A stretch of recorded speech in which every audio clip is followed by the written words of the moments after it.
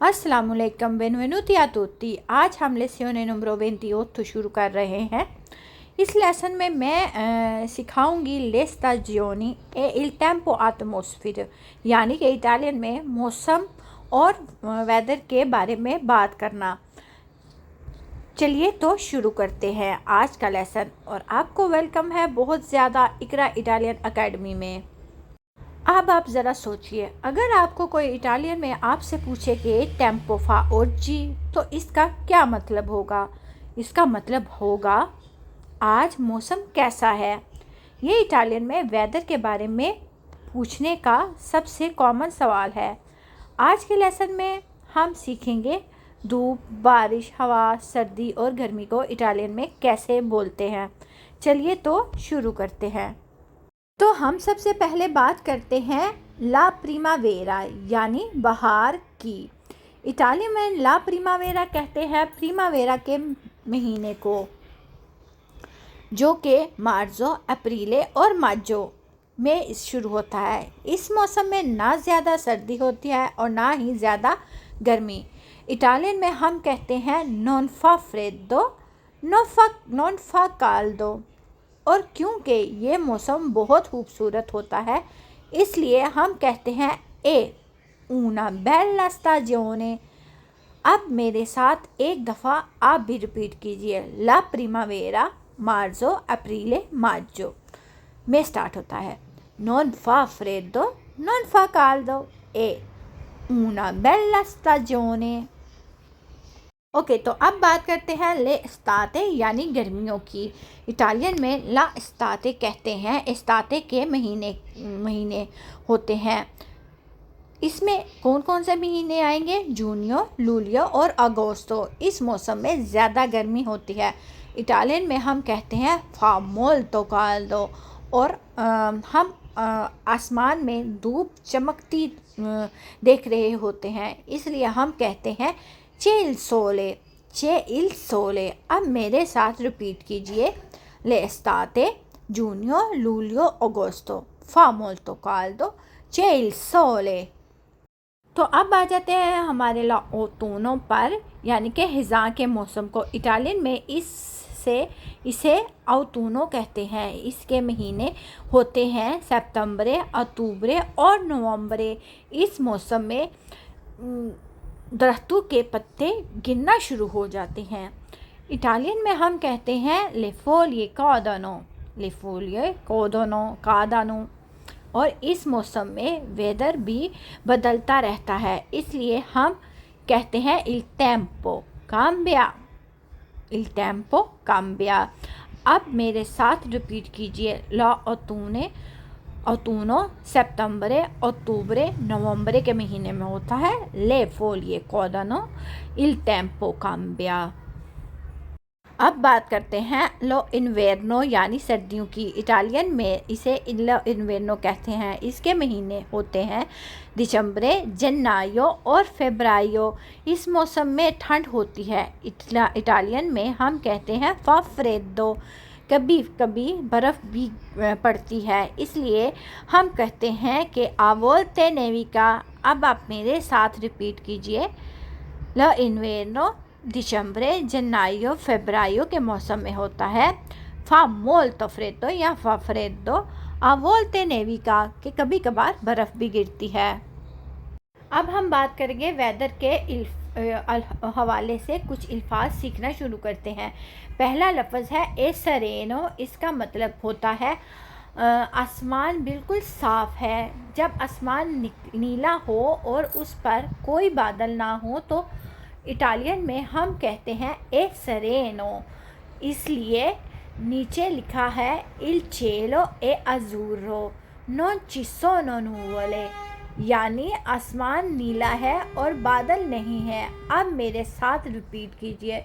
ए सरेनो, il cielo è azzurro, non ci sono nuvole।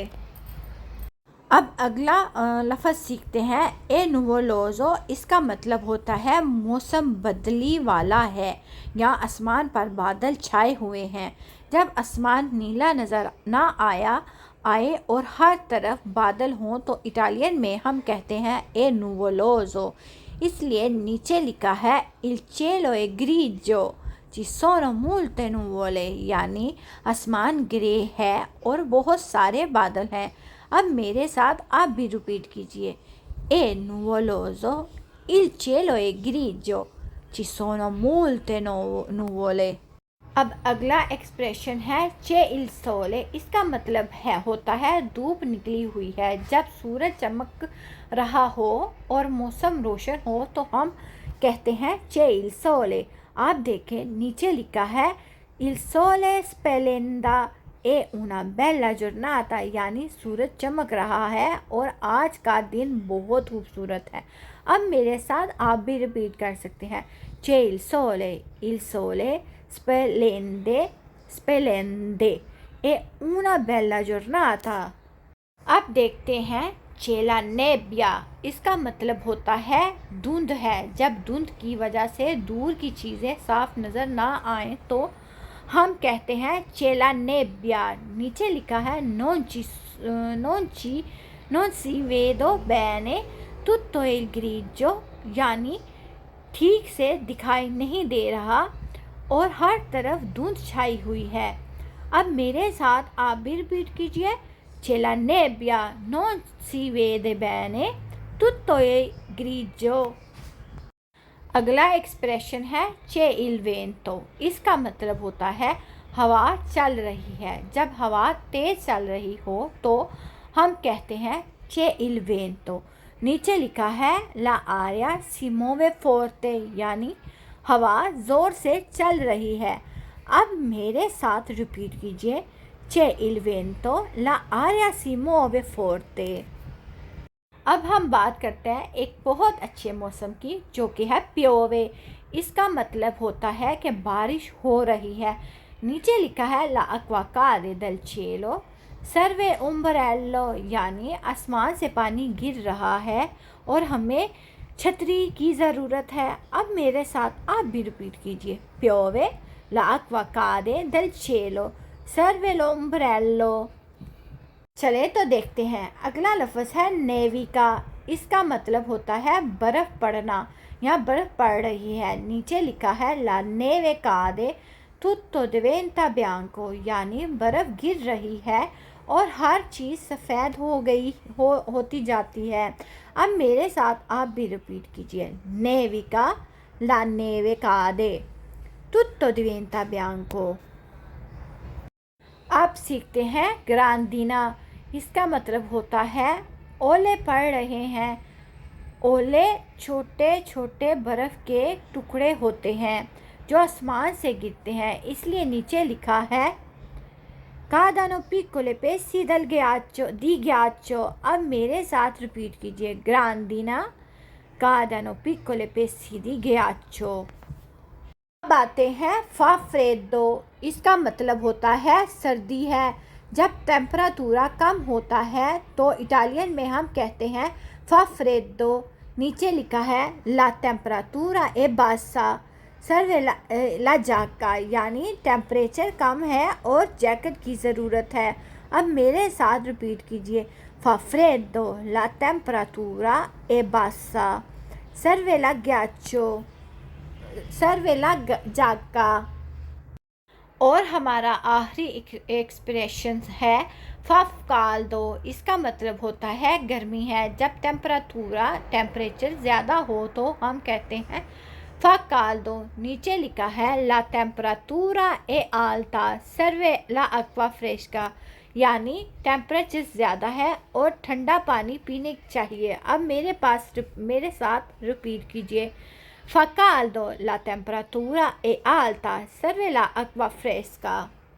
अब एक बार सारे एक्सप्रेशन मिलकर रिपीट करते हैं। मेरे बाद बोलिएगा, è sereno, è nuvoloso, c'è il sole, c'è la nebbia, c'è il vento, piove, nevica, grandina, fa freddo, fa caldo।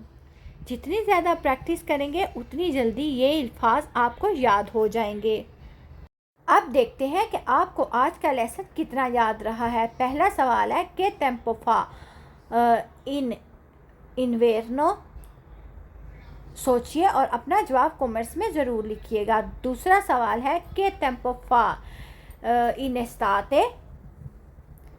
तीसरा सवाल है ट्रांसलेशन कीजिए it's raining and it's school. Video को पॉज कीजिए, अपने आंसर कमेंट में लिखिए, सोचिए और कमेंट्स में लिखिए ताकि मैं उनके आंसर चेक कर सकूं। आज का होमवर्क है बहुत सिंपल। स्क्रीवी चिंके फ्राजी सुल टेम्पो दी ओजी नला तुआ चीता, यानी अपने शहर के आज के मौसम के बारे में इटालियन में 5 जुमले लिखिए। अपना होमवर्क कॉमर्स में या नोटबुक में ज़रूर लिखिएगा, और कॉमर्स में तो ज़रूर लिखिएगा, और प्रैक्टिस से ही इटालियन आपकी बेहतर होगी। और मुझे कॉमर्स में भेजिएगा ताकि आपका मैं होमवर्क चेक भी कर सकूं। आज का लेसन यही ख़त्म होता है। उम्मीद है कि आपका कोई ला stagioni e il tempo di atmosfera अच्छी तरह समझ आ गया होगा।